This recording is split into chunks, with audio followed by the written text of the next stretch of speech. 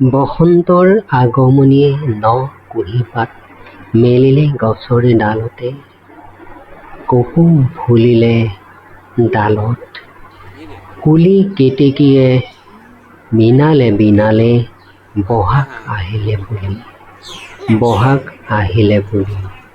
সঁচাকৈ বৰ মনোমোহা একে দৃশ্য। বহাগ মানে এনেকুৱা এটা ঋতু, যি ঋতুৱে সকলো গছ লতা লতিকা, পৰ্বত পাহাৰ ভৈয়ামে সকলোতে চিঞৰি উঠে বহাগক আদৰিবলৈ। সঁচাকৈ বৰ মনোমোহা ঋতু। আমি এই চ'তৰ সংক্ৰান্তিৰ দিনা আমি গৰু বিহু হিচাপে পালন কৰি দ্বিতীয় দিনা এক বহাগৰ মানুহৰ বিহু আমি উদযাপন কৰি আহিছো। অসমৰ ইমূৰে সিমূৰে কেৱল ঢোলৰ মাত, পেঁপাৰ মাত, লগতে বহাগৰ সুৰীয়া গীত গাই গছৰ ডালত বহি ন কুঁহিপাতৰ লগত কথা পাতে বহাগৈ আহিল বুলি। সঁচাকৈ আমি ইমান মনোমোহা এই বহাগৰ ঋতুটি নাপাতি কেনেকৈ থাকো। গৰু বিহুৰ কেনেকুৱা আয়োজন মানে আমি আজি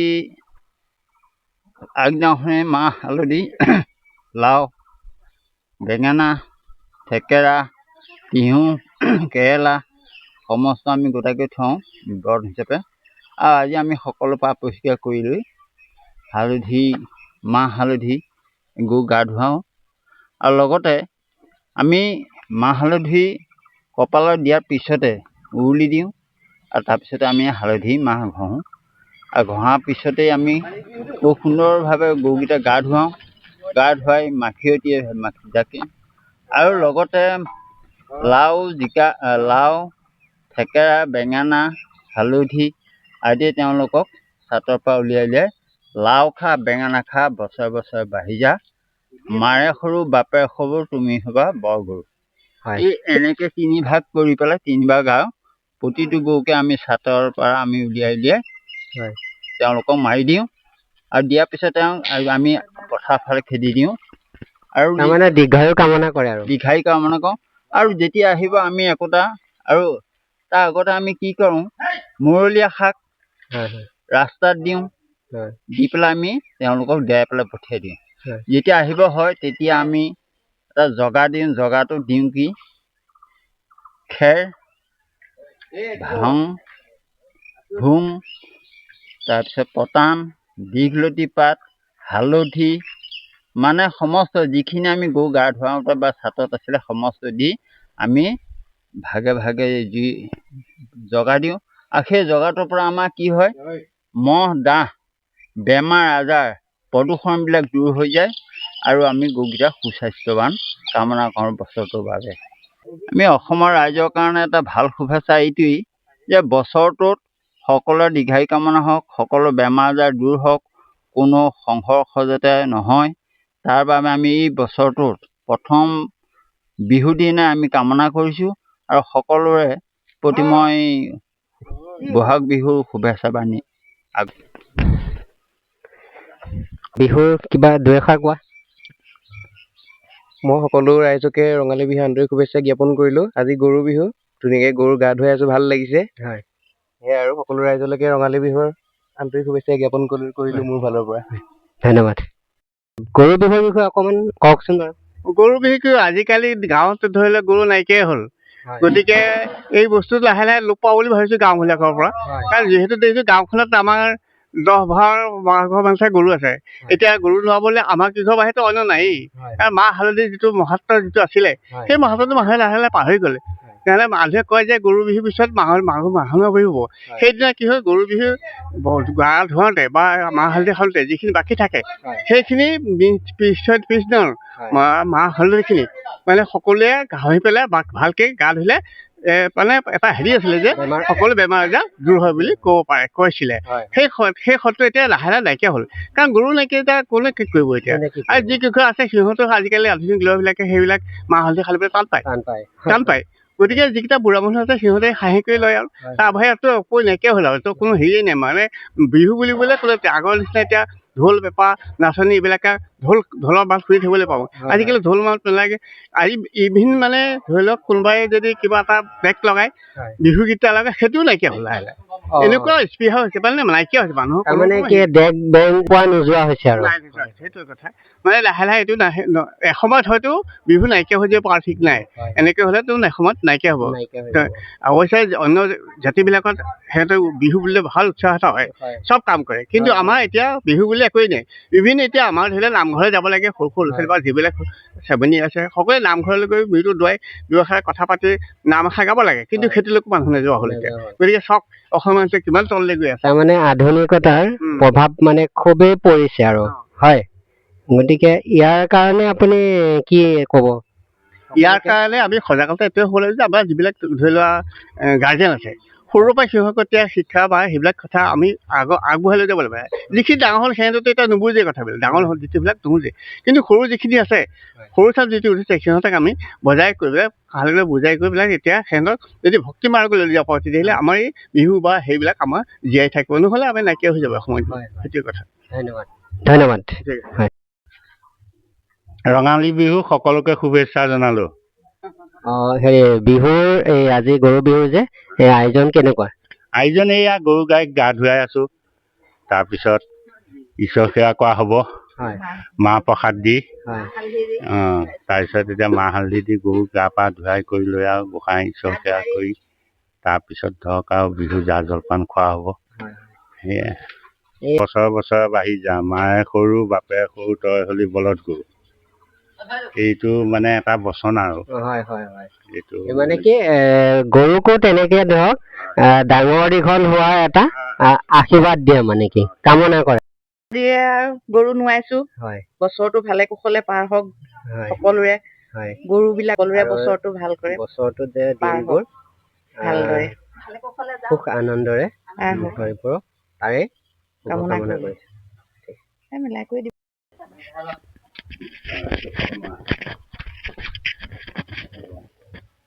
কপালত দি দিয়া একো নকয়, একো নহয়।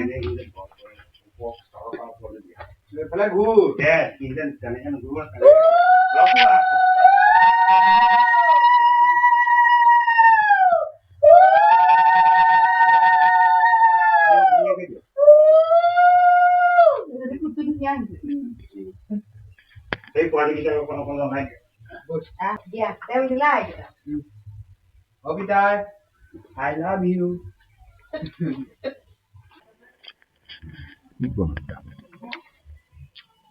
বিহু আমাৰ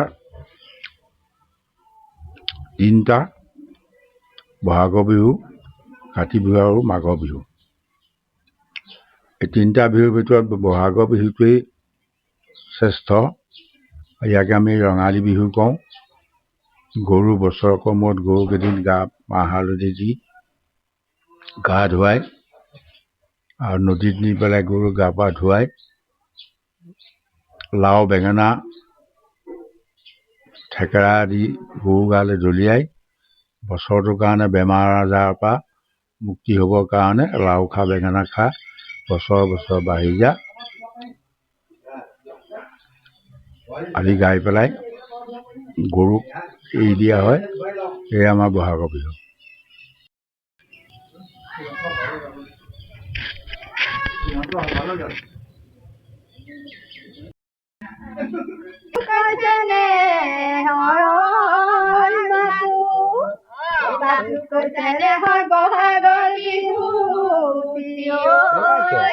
এনে পাতিকে গৈ থাকো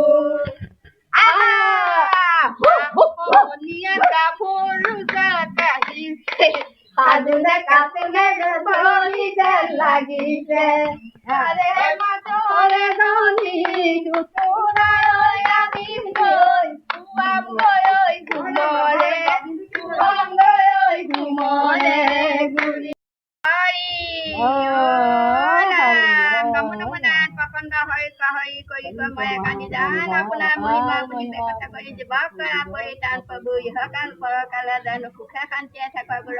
এইজোপা মাখিয়তী ইয়াৰো আকৌ পৰম্পৰা কি আজিৰ দিনটোৰ কাৰণে তাক ব্যৱহাৰ কৰা হয় এই গছজোপা এটাই গুণাগুণ আছে যে ইয়াৰ যিটো পাত আছে এই পাতৰ যিটো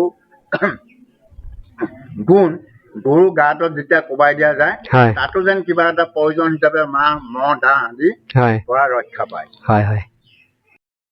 কেতিয়াবা গৰু গাই যদি কিবা বেমাৰ আজাৰ হয় তাৰে অকণ খুন্দি খুৱাই দিলে সেই ৰোগটোৰ পৰা পৰিত্ৰাণ পায় এতিয়া আমি গৰু নোৱাইছোঁ নোৱাই কৰি লৈ আমি এতিয়া লাও খা বেঙেনা খা কৰি আমি পুখুৰী বা বিললৈ লৈ যাম লৈ গৈ তাত আমি গা পা ধুৱাই সিহঁতক আজিৰ দিনটোৰ কাৰণে মুকলি কৰি দিম এতিয়া কি দীঘলতি কোবাই নিব নেকি আমি আৰু এটা পৰম্পৰা আছে কি আজিৰ দিনটোত অন্য কোনো এছাৰি ব্যৱহাৰ নকৰে দীঘলতি বুলি এজোপা গছ আছে সেই দীঘলতি গছ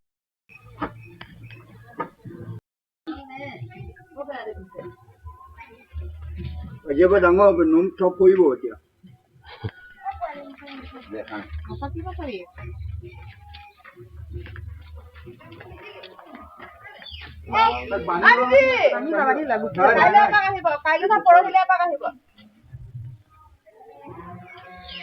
তেনেকে দিলে নহ'ব কি তাক সৰহকৈ আনক আনি লওক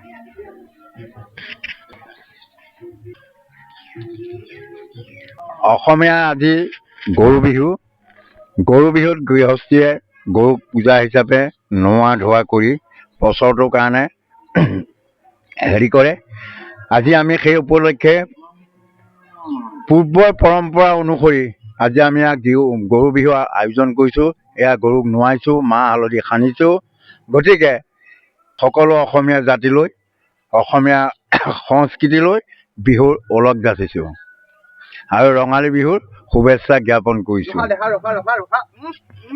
ধন্যবাদ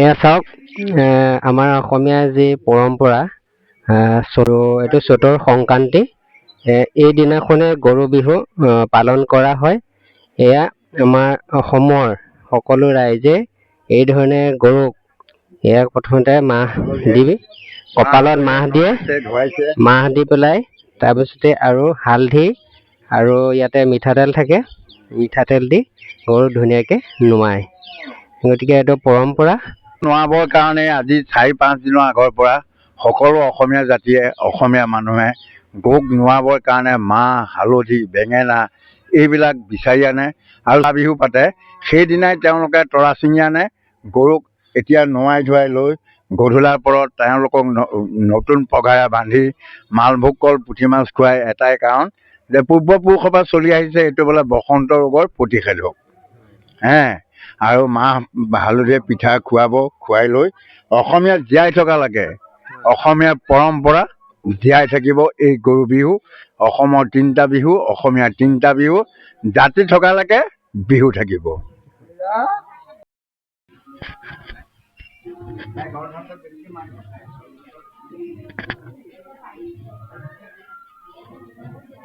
তাকে বোলো আজি গৰু বিহু ৰাতিপুৱা এয়া মাহ হালধিৰে তেল তুল দি গা ধুৱাই এতিয়া এয়া গৰু নোৱাইছোঁ বিহু এয়া সেইফালে সকলোলৈকে বিহু শুভেচ্ছা থাকিল আৰু এতিয়া ৰাতিপুৱা উঠিলোঁ মাহ হালধি গোটালোঁ এতিয়া বৰ্তমান গৰু নোৱাইছোঁ ইয়াৰ পিছতে আৰু গৰু চৰুৱে আল চাল দি খাই বৈ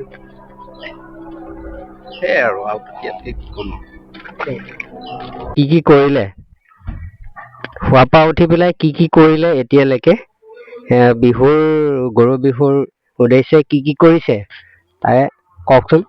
এয়া কি কৰিব, ৰাতিপুৱা শুৱাৰ পৰা উঠিয়ে গৰু গাই উলিয়াই কৰি গা পা ধুই গোবৰ চোবৰ পেলাই এয়া গৰুৰ যা যোগাৰ কৰি আছোঁ।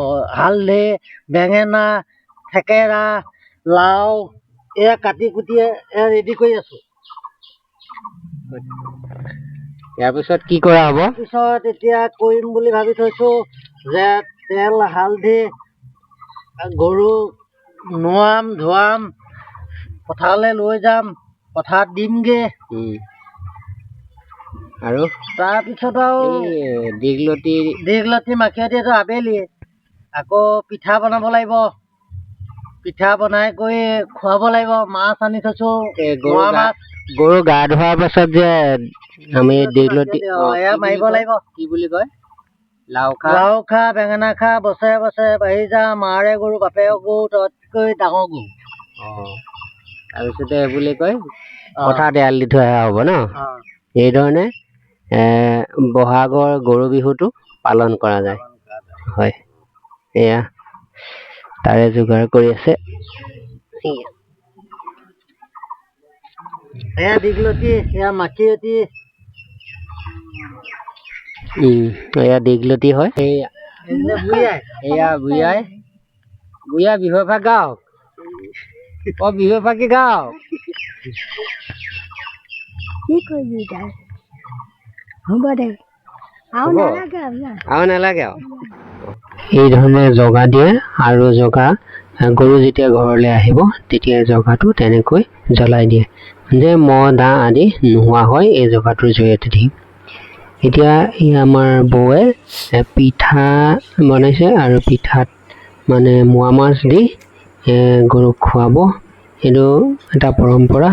গতিকে এই ধৰণে যদি পিঠা বনাই গৰুক খুওৱা যায় বিহু বুলি, গৰু বিহু বুলি এই ধৰণে বিহু উপলক্ষে গৰুক পিঠা খুওৱা যায়। আৰু ইয়াৰ পৰা গৰুৰ কিছু উপকাৰো হয়, বেমাৰ আজাৰ নোহোৱা হয়। এইটো এটা পৰম্পৰা আমাৰ ককা দেউতাসকলে কৈছিল। আৰু এখন বিচনী আৰু এখন গামোচা লৈ এই ধৰণে গৰুক বিচি দিয়ে। আৰু এই মাখিয়তিও মানে গৰুত মাখিয়তি লৈ এনেকৈ কোবাই। আৰু আজিৰ পৰা মানুহেও বিচনী ব্যৱহাৰ কৰিবলৈ ল'ব।